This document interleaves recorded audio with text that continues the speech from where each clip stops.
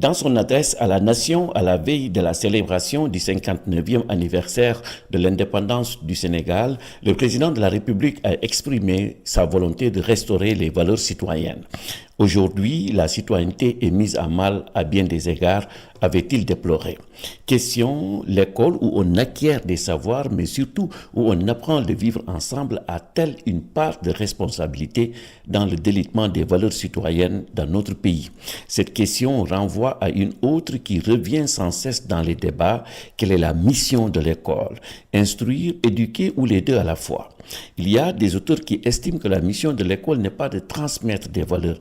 Elle doit, selon eux, se consacrer exclusivement à la transmission des savoirs positifs et des compétences cognitives les plus générales, la formation intellectuelle des individus.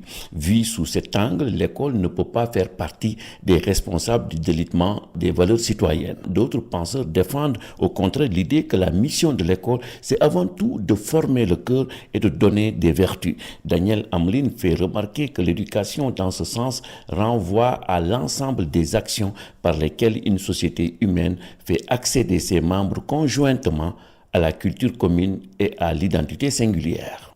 Il y a un troisième courant qui distingue éducation et instruction, mais qui précise qu'entre les deux notions, il ne saurait y avoir d'opposition.